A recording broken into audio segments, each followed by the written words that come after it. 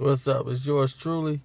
It's your boy Karceno here, and I guess this is Hood Stories. We're at volume 24, and right now people are like amazed at how nice the weather is right now for February. It's like 50 some degrees and windy, and like the weather can go to being so hot, then it'll drop to maybe 20 degrees by Sunday, and people are like, man, what's this weather? Is weird. Well, when the weather's been altered, what what more can they tell you? I mean, this is the results of chemtrails. Not contrails, chemtrails. Contrails, like you remember the little smoke that used to come out of the planes when they fly by and then it dissipates in like 30 seconds. Chemtrails, they stay and they linger for like about 20, 30 minutes and then they spread. Then you start seeing a lot of them. And then they spread and dissipate, and they look like clouds almost from the jets spraying all this stuff in the air. And they're like, well, why are they doing that? I've seen planes fly by and do that stuff, but why do they do that?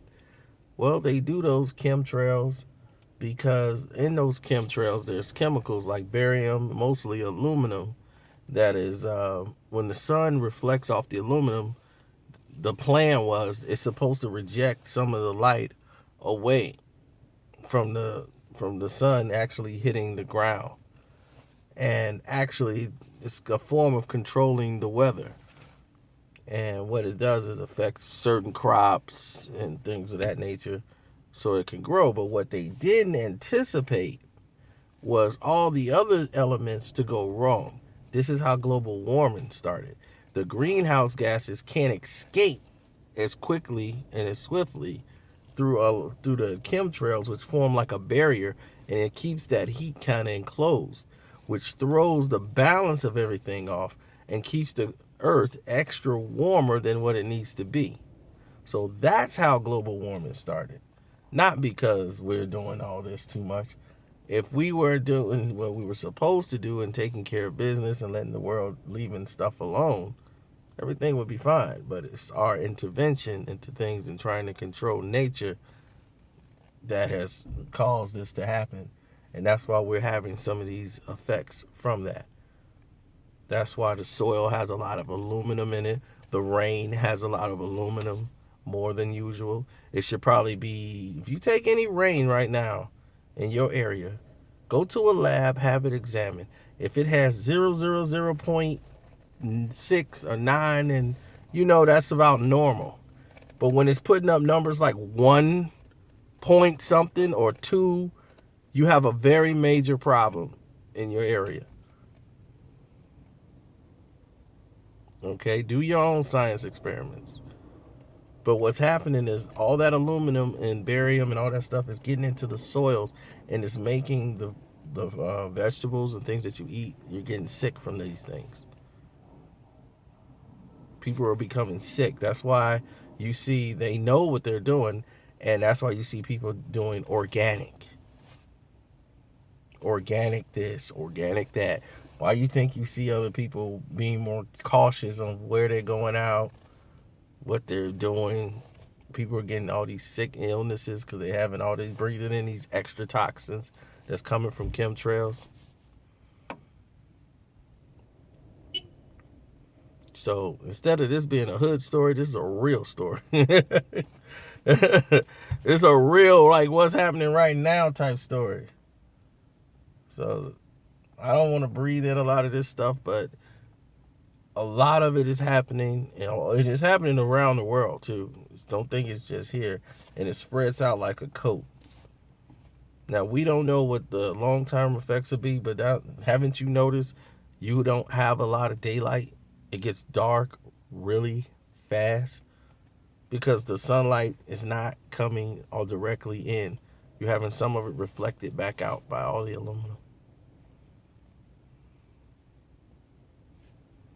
And they want to control the weather. That's man's goal. They love to be able to control weather, make it hot in certain locations when they need it to be. They want to be God. So there you have it. And since we doing that, got to do a hood story. So we tackled chemtrails. Now let's talk about a hood story. That was pretty funny. Now that I look back on it, it's funny. And I said it then too. And I'm like, because I'm into scripts and movies, I'm like, this is kind of funny now. But now y'all know I know Kell Mitchell from Kenny and Kell. You know that he grew up around the corner from me.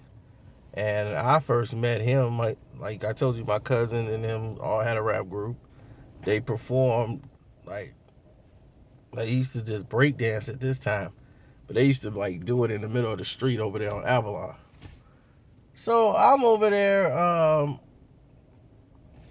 at this girl's house, Nisha Jackson, and she's playing the long game. And I'm going along for the ride, where you only get the kiss on the cheek at the time.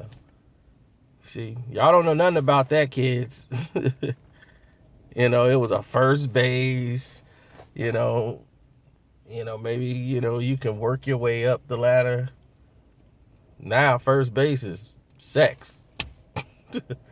Second base, threesome. It's crazy now. But anyway, I'm coming back there, and my cousin, I see him. I'm like, that's my cousin out there. He's like, you got to see this kid, man. He got crazy footwork. I'm like, who? And then that's this kid with a floppy hat, big glasses, some baggy pants, and he's just going, doing his breakdance move. He's like, what's up? You know Nisha Jackson, man? I'm like, yeah, I know Nisha Jackson. Man, she fine. I'm like, yeah, she's fine. So he was like, yeah, I'm Kell. And it ended up being Kell Mitchell and Rob, all these guys, Fred, all of them made their group. Basically, they was just doing that. So I never really hung out with Kell like that. My cousin did. And I just knew of him because I used to see him all the time. And I actually went over there when they had their breakdance session. My cousin like, man, you got to see this dude footwork. I'm like, all right, cool. Go ahead, do your footwork thing. But they actually rapped too, and they were good.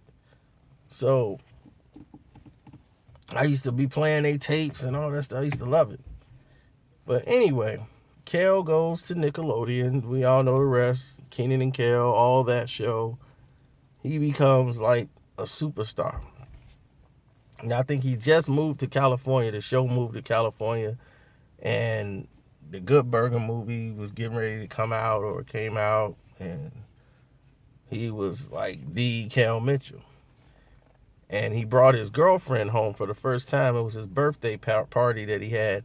I think he just turned either 19 or 20. I'm going to go with 19. He either turned 19 or 20. 18, one of them was right that age. So, naturally, he was just like, man, I hate it, man, when I leave here and go back home, man, I'll be getting homesick. Man, I'll be getting homesick out there, man. It's crazy. And I was like, man, I need some pictures of my boys, man. Because we was all at the party kicking it, Odias, all of them. I gave him a trade win, all that stuff. So we having a great time. And I had found out that the girl that I used to like, she used to work at the Carson Perry Scott, the makeup counter. They used to wear the white outfits up in Forest City. Lisa. Oh, man, I used to be crazy about some Lisa. And then found out that was his cousin. I'm like, man, you could have hooked me up with Lisa all this time. I'm like, man. And I'm like, well, man, you could have been, hooked me up with Lisa. So anyway, we at the party, and then I meet this girl. For the first time, ain't my baby fine? I'm like, yeah, she's nice. And she was like, yeah. She's like, yeah, y'all got to come out to Cali so you can get you a Cali girl. I'm like, a Cali girl? That's cool. Like, bet, hook it up. You know, and I was like, I got to get Kell some pictures anyway. So I'm like, I'm going to send you some pictures. You know, you can take it back out to your friend. See, that's what you did back in the day. There was no MySpace, no internet, no Black Planet at this time. These are early 90s. You know, none of that stuff was around. So to send a picture or somebody had to see, they couldn't just go to your profile and look at a picture. They had to actually see a photo of you. And so I said, well, I got some pictures at the crib. They got developed. I already got them developed. So I'm going to give you some pictures. I got to get Kell some copies. When everybody was together from the group, I had the pictures and stuff of his friends, Fred, Stroh, all of them. So I said, all right, well, here you go. Here are the pictures. And then I wrote the letter out. Here you go. There you go. Gave it to him. And then we was up. And I never heard nothing back from him. And all of a sudden, like, he came back home one time. And he came back to the crib, to my house with my cousin. And he was just weird acting. Like, short answers. I'm like, what's wrong with him? And I'm like, dude, like, you got a problem or something? Like, what's wrong with you? He was like, man, you sent me some pictures, man. I ain't like that, man. I'm like, what are you talking about, man?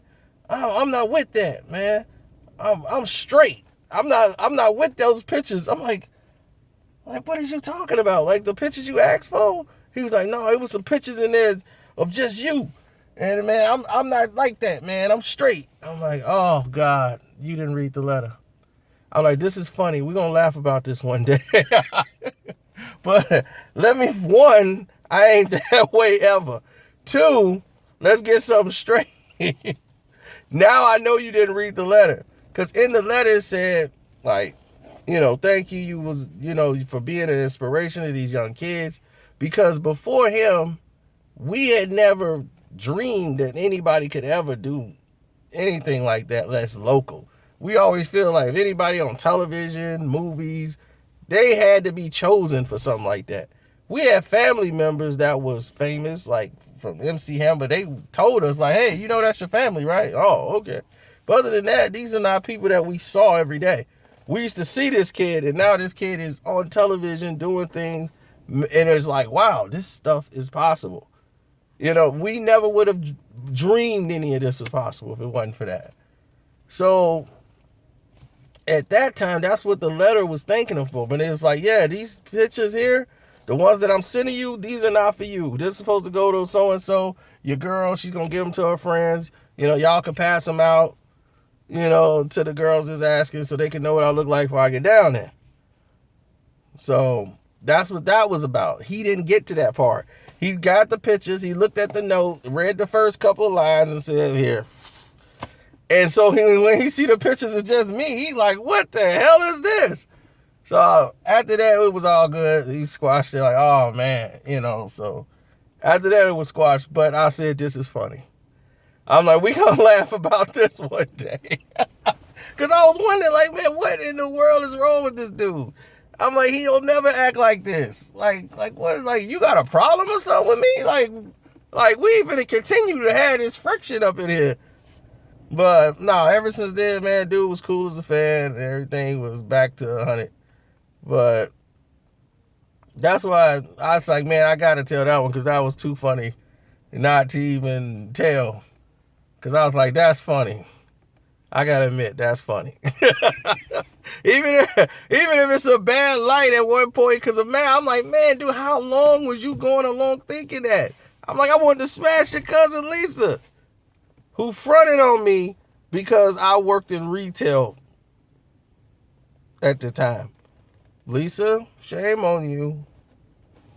You shouldn't have done that. She fronted on me because she's like, well, he works at retail. And you worked in retail too. You was at Carson Perry Scott at the makeup counter. It's the same thing. I probably made more money than you. Now I know I make more money than you. Oh, man. But shouts out to Odias, Kell, the Mitchell family. Fred family, everybody over there. Black Rob, the original Black Rob, we had him first before the bad boy guy came along. And Drew, who else was on there? Jimmy be watching the videos. Logan, Jimmy the Greek, shouts out to him. Whole Grove Heights. Finna get out of here.